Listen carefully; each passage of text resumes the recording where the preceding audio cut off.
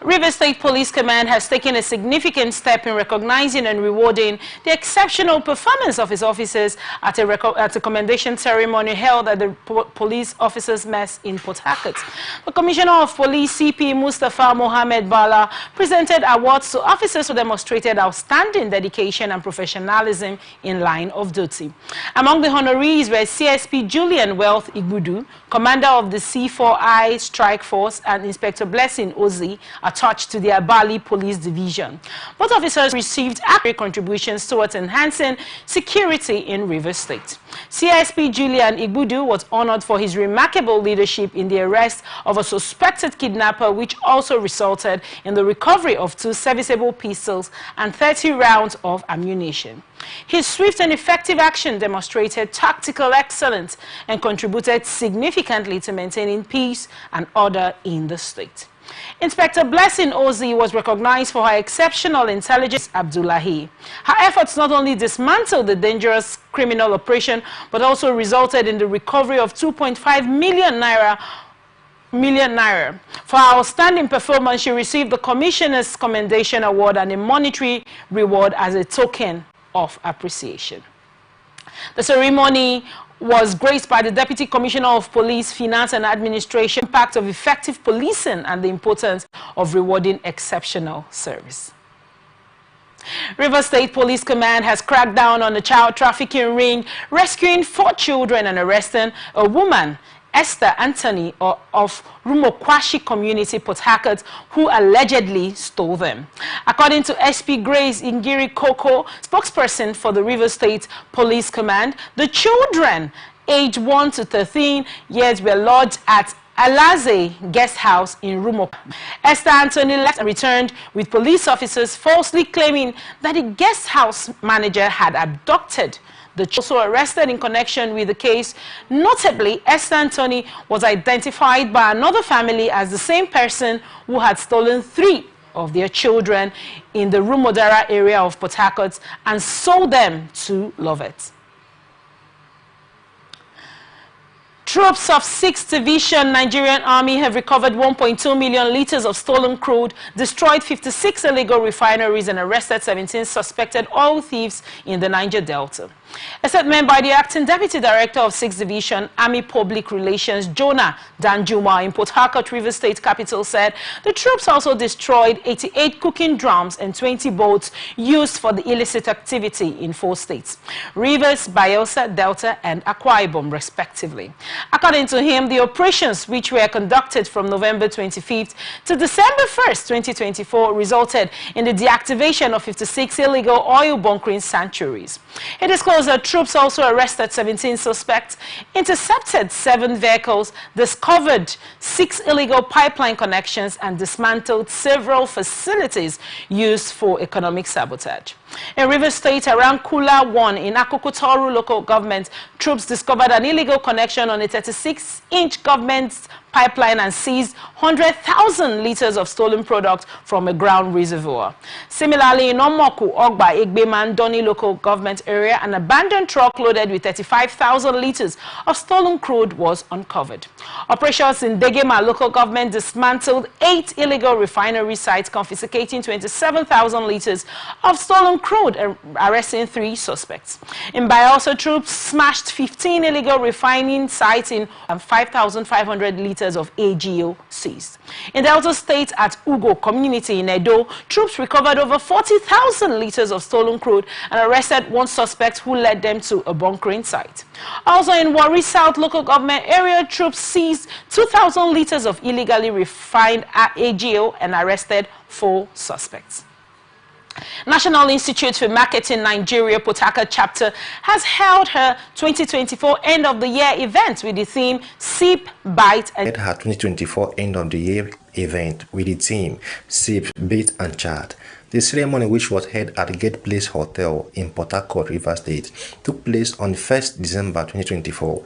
The committee chairman, Dr. Chiri Igwe, in his welcome remark, identified social media influencers, local dynamics, storytelling, content creators, others as factors affecting the marketing industries in Nigeria. The future of marketing communication landscape as Nigeria approaches 2025 is poised for significant transformation, influenced by global trends and local dynamics. Marketing communication will be or is being influenced by digital transformation and the social media platforms. We know of what YouTube, Facebook, Instagram, TikTok, and LinkedIn, what they are doing to businesses in all spheres of human society across the globe and in particular Nigeria. The influence of this platform cannot be overemphasized because every businesses must make their presence in this platform for them to survive. It therefore means that 2025, as a business person, you must look at the digital space. Meanwhile, the names Port Harcourt chapter chairman Dr. Evelyn Nwosu in her remark narrated the positive and the negative effects of artificial intelligence in the marketing industries. But AI has gone into hyper-personalization, and they know where to find the people to talk to. So for your adverts to be relevant, for you to be able to talk to persons that you want and get value, because it's not just about advertising or telling people to come and patronize you. It's ensuring that the right people hear what you're talking about and they take action. So for hyper-personalization of AI, you can still do it. Content creation coming here. What is your content driving? It should drive value. It should drive the right message.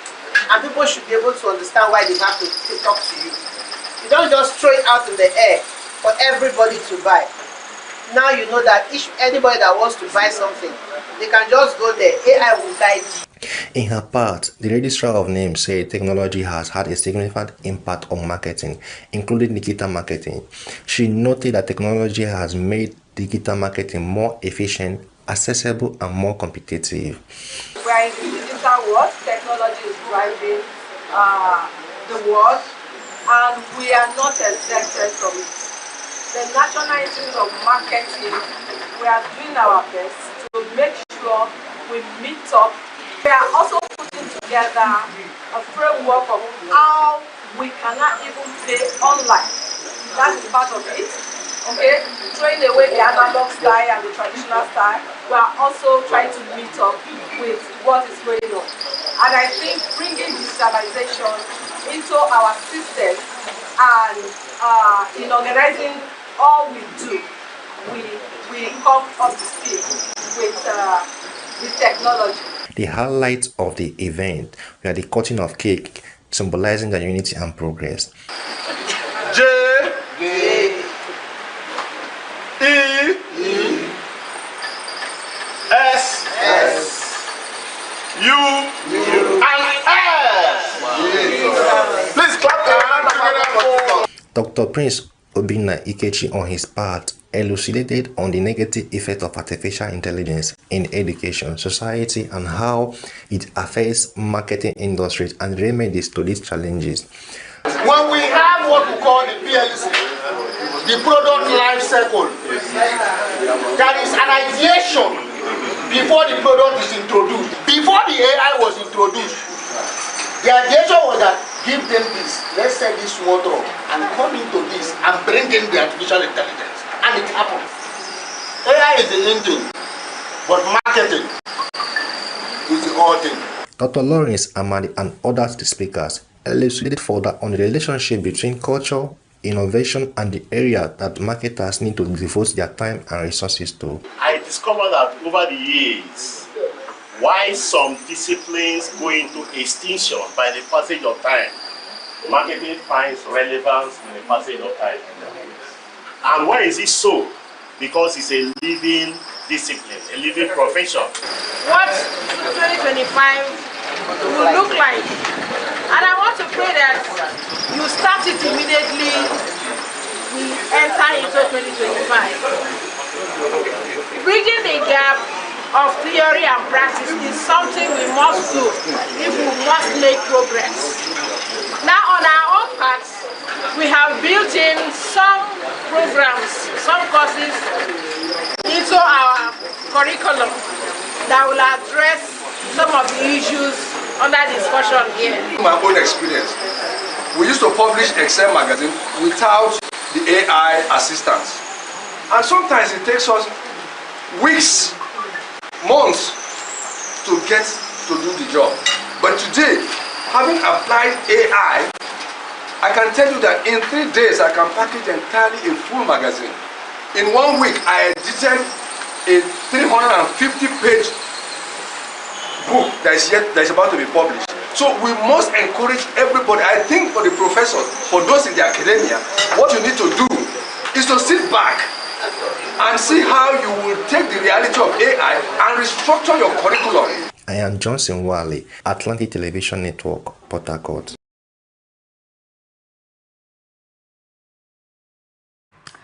Analysts have expressed that the country's judicial system is functioning in irregularity. His comment follows the leadership crisis rocking the Rivers State chapter of the All Progressive Congress. Speaking on Atlantic Television Network program Open Conversation, Public Affairs Analyst Chief Jackson Lekan Ojo emphasized that nobody has the right to file a case that is already pending in the appeal court. Formed what I can call a norm. Abnormality has become normal. Recklessness of the judiciary in this country. Because in the normal sense of it, if there is a particular case at the Court of Appeal, I don't think anybody has any right to go to another high court to go and file another case that is already pending in the Court of Appeal. But if it is done and the court accepted this under.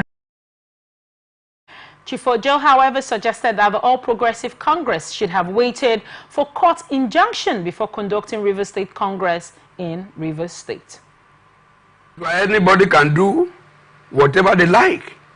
A ruling party at the federal, no matter what, just like what happened in Bayelsa State, that the inauguration of a new government is tomorrow and court issue another today, and they have to obey it.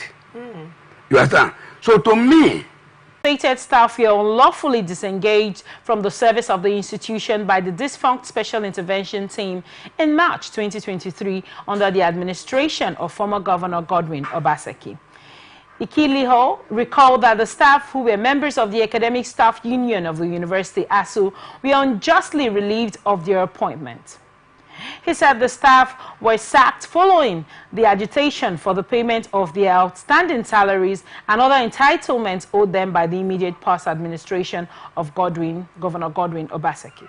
The SSG opined that the reinstatement of the staff was in demonstration of Governor Monday Okwebelo's avowed commitment and adherence to the rule of law in governance. Government of Cross River State has approved 70,000 naira as minimum wage for state civil servants effective December 1st. The approval was given in addition to the consequential adjustment across all cadre of the state workforce. Signing of the agreement between the government and labor was reached following a series of meetings that started on Thursday. The Trade Union Congress Chairman Monday Ogbodom, while confirming the development, said that the unions will hold a Congress on Monday to decide the next line of action. On whether the labor will be joining the strike proposed to start this Sunday midnight, Ogbodom said we will be meeting on Monday to decide on the next line of action. Some state chapters of the Nigerian Labour Congress, Yobe, Zamfara, and the Federal Capital Territory. Nigerian Navy says troops of Operation Delta Sanity have intercepted and arrested 3 suspects conveying 125 bags of industrial chemicals, 820 tubes of pitidine, and 22,800 bottles of codeine in a large wooden boat around Bendoyo and Uta Uyata General Area, Akwa Ibom State. Baka intercepted and arrested 3 suspects conveying 125 bags of industrial chemical, 820 tubes of petadine, and 22,000 1,800 bottles of codeine in a large wooden boat around Bendeyo and Uyata General Area, Akwa Ibom State. The statement added that consequently on Wednesday, 27 November 2024, the suspects were handed over to the personnel of the National Drug Law Enforcement Agency Maritime Unit, Oron, Akwa Ibom State. Lagos State government has announced traffic diversion on a section of Ajose Adiogun Street, Victoria Island, for Christmas Youth Parade built for 8th December. The parade will start from 6 a.m. and end at 3 p.m. The State Commissioner for Transport, Mr. Oluwaseun Osiyemi, made the disclosure in a statement in Lagos and urged motorists to use alternative routes. He urged motorists to be patient and gave the assurance that officers of Lagos State Traffic Management Authority would ensure seamless traffic flow and safety of motorists. Federal High Court sitting in Akure, the Ondo State capital, dismissed the need to contest as his deputy governorship candidate on the platform of APC and consequently sought the disqualification of APC from the ballot. But counsel to Adelami, Dr. Remi Olatubora, said that the West African Examination Council result has the name Adelami Owolabi Jackson from 1974 and that a degree certificate from Ambrose Ali University issued in 1982 has the name Adelami Olaide Owolabi. In the judgment, Justice Adegoke said the issue involving certificate forgery and perjury is criminal in nature, which required the calling of evidence from the authorities that issued the certificate in question. The court held that Section 29 of the Electoral Act made provision for who can challenge the candidate of political parties. However, the court resolved all issues in favor of the defendants, saying the court lacked jurisdiction to entertain the case and dismissed it accordingly. Analysts have taxed the federal government on the need to refurbish the public service system. Speaking on Atlantic Television Network program Atlantic Blowout, legal practitioner Maki Tanye advised the government should embrace the use of technology in public offices. Provided it is not anchored on political affiliation, that would be fantastic. Some time ago I came to this studio, I did indicate, take it or you leave it. The entire world will never remain the same in the light of AI tech that is sweeping across every field. Platforms, build housing estate, and give opportunity to these elderly ones. Most of them will resign, and then they will pay them some money, and then bring in vibrant hands, and then give them house. That will help to sanitize the system and make things. This comes after the Oyo State government has approved the conversion of 551 serving officers into various desired sub-offices and officer cadres in the public, civil and public service of the state. Pardon me, please. Devastating fire destroyed goods worth millions of naira after it ravaged 17 shops at the Monia market in the Akinyele local government area of Oyo State. The blaze, which began around 12:30 a.m. Anate, however, appealed to the governor, Ododo, to give his assent to the anti-stigma HIV law, which was recently passed by the Kogi State House of Assembly. Also speaking, the Kogi State technical lead of the Center for Integrated Health Programs, Inyama Laurentia, lamented the transmission of HIV/AIDS from mother to child in the state. Teachers of the Federal Capital Territory, Abuja, have embarked on a fresh strike action over non-compliance with the new minimum wage of 70,000 naira by the area council of the territory. Following the development 3 days before the exclusion of the first-term examination, pupils who were sent to school on Monday to continue with their first-term examination were turned back home. Primary school pupils in the FCT have experienced a series of strike actions embarked upon by their teachers, thereby affecting their educational progress. The last strike by the teachers was on September 18th, 14 days into the term's resumption, which was eventually called off on October 7th, forcing them to remain at home for about 3 weeks.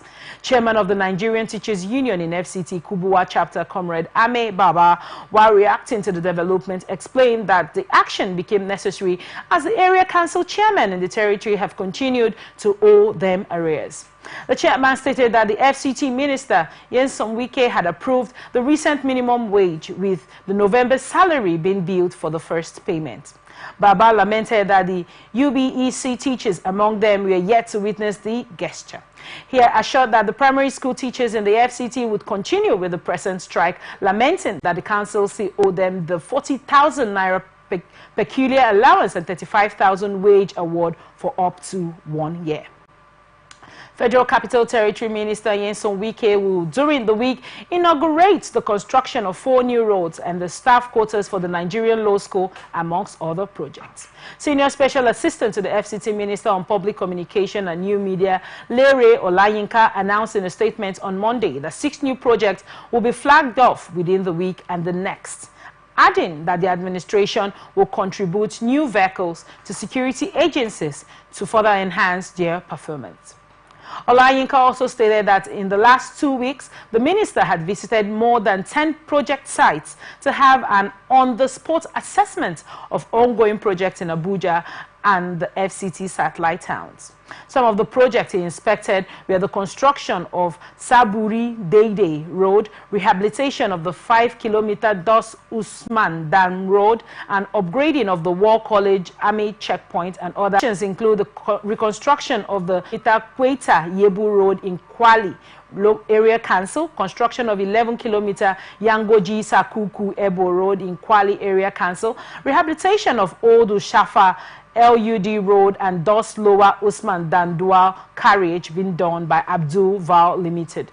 Construction of 9-kilometer Pycon Kore Iboa Road, construction of 11-kilometer Aguma Palace Radio Markets, New Markets Road in Gwagwalada Area Council, and Dikibiyu District Dual Carriage Road, which leads to the Abuja Court of Appeal Complex, which is also under construction. The minister also inspected the ongoing 11-kilometer Kuje Road, full of scope development of 4-kilometer Aerial Road, Obafemi Awolowo Road from Life Camp to Ring Road 3. Construction of the Aerial Road 16 from Ring Road 2 to Ring Road 3 with 2 interchanges. Construction of 11.3-kilometer access road to the Judges' quarters in Kantakwe from Aerial Road 11. Mabuchi, and construction of 40 housing units, Judges' quarters in Kantakwe district, as well as internal roads within the Judges' quarters.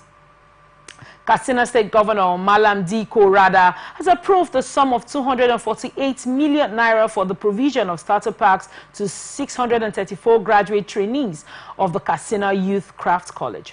The governor reassured residents of the state of his administration's commitment towards transforming the unemployed youth from passive recipients to active economic contributors. This initiative, according to the Chief Press Secretary to the governor, Ibrahim Kuala Muhammad, aligns with the administration's core objective of removing youth from unproductive environments and integrating them into. The troops swiftly responded to provide assistance and restore peace to the area. The air component of Operation Fansan Yama also quickly deployed aircraft to provide close air support, engaging the fleeing terrorists and neutralizing scores of them as they attempted to escape. The statement concluded with a reaffirmation of the operation's commitment to eliminating terrorist threats in the Northwest and Niger State. Remember, you're watching The Transition on Atlantic Television Network. We'll return shortly after this break. Please stay with us.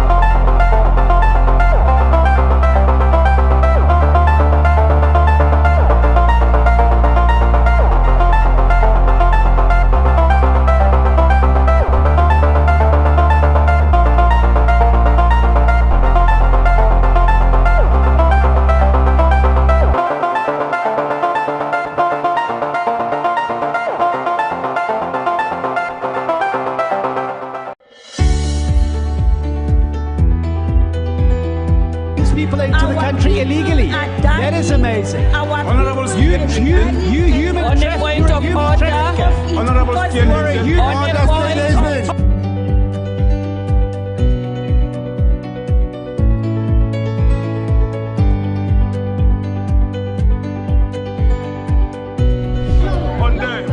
they are not picking our calls. They made up their minds.